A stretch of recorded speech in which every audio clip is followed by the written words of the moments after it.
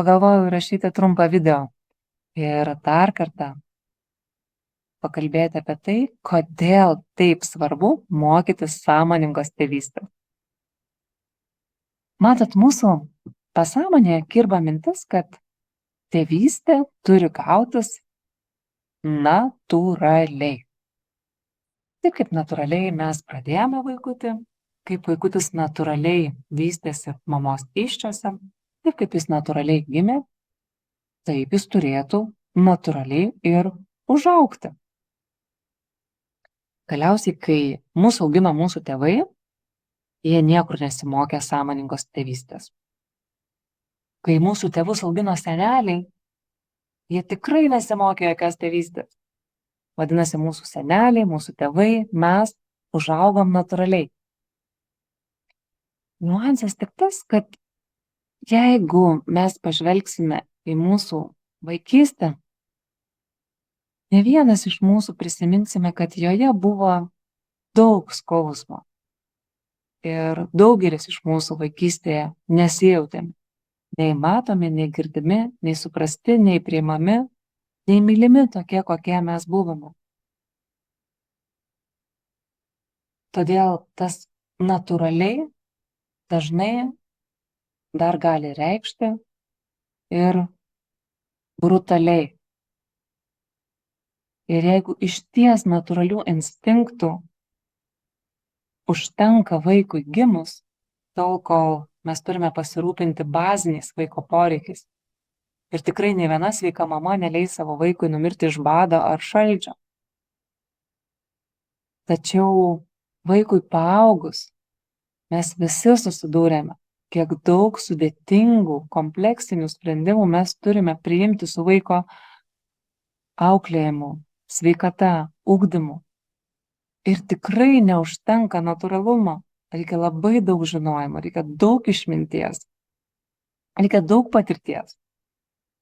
Ir kai mes bandome savo vaikus auginti natūraliai, taip kaip eina iš mūsų, ne vienas iš mūsų jau tikrai esame susidūrę, kad gaunasi brutaliai. Todėl mes ieškome literatūros, mes ieškome kursų, mes ieškome informacijos, kaipgi tą vaiką auginti. Ir mes tikrai esame ta karta tėvų, kurie galime sustabdyti karta iš kartos perduodamą skausmą.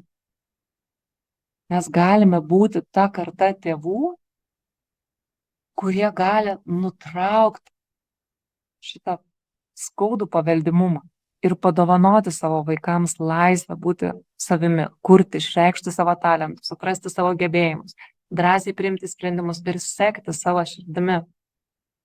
Ir kuo žmogus vaikystėje patiria mažiau prievartos, tuo jis yra taikesnis. Kuo žmogus gyvenime patiria daugiau meilės, tuo atviresne, platesne širdimi jis tą meilę dalinas.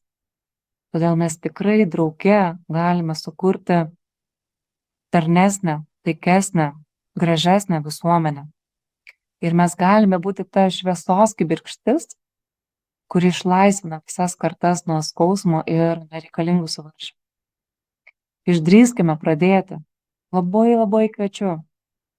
Sąmoningos tėvystės metodas siūlo būtent tai. Išsiaiškinti, ką mes esam perėmę iš savo tėvų ir visuomenės ir atsirinkti, ką mes norime perduoti savo vaikams. Jūs turite apžiūrėti visą savo pasąmonę, kuri yra susijusi su vaiko auginimu. Nuo to, kokius emocijų valdymo modelius esate perėmę iš savo tėvų, iki vertybių ir įsitikinimų, kuriais remdamiesi jūs darote visus su vaiko auginimu susijusius sprendimus. Jūs turite sąmoningai pasirinkti, išmokti, kokius emocijų valdymo būdus jūs priimsite ir taikysite savo gyvenime. Ir jūs galite išmokti, priimti ir valdyti savo sudėtingas ir intensyves emocijas tam, kad neišsigąstumėte jų.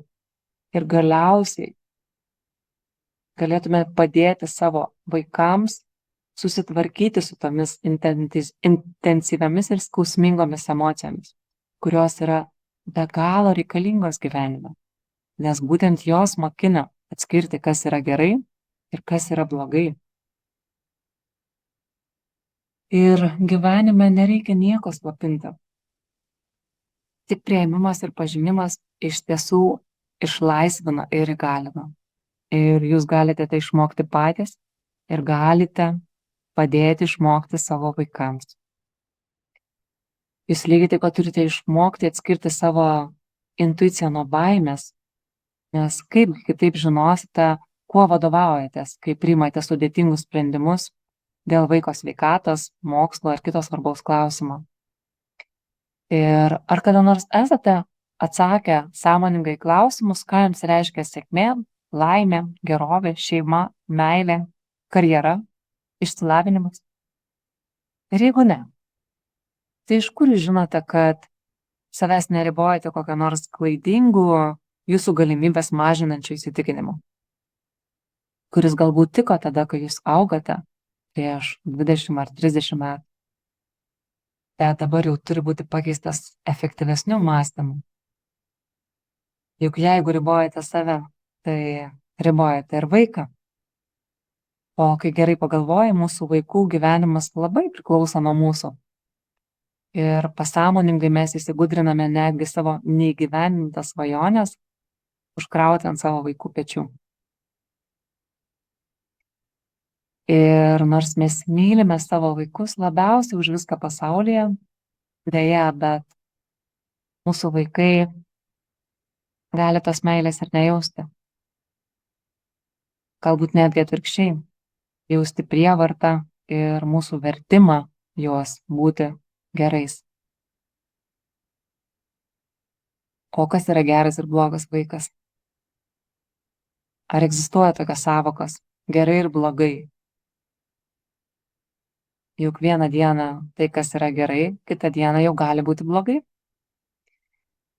Kaip ir aukštasis išsilavinimas, juk tai turėtų būti tvirta, sėkmingo gyvenimo sąlyga. Tačiau ar žinote, kiek pasaulyje milijonierių ir tikrai sėkmingų, laimingų žmonių neturi aukšto išsilavinimo? Intriguoju? Aš tiesiog kviečiu į sąmoningumo kelionę, kurioje kiekvienas atsirinksite, kas yra kas jums, būtent jums, ne kaimynui, ne visuomeniai, o jums. Nėra teisingo sprendimo. Yra sprendimas tinkantis jums. Ir po saulė vietos yra visiems. Svarbu tik, kad širdyje būtų ramybė ir taika. Aš žinau vieną. Tvirtai žinau vieną, kad išskaidrinus pasąmonę, jūsų tėvystė taps įdomi, įkvepianti ir tikrai lengvesnė.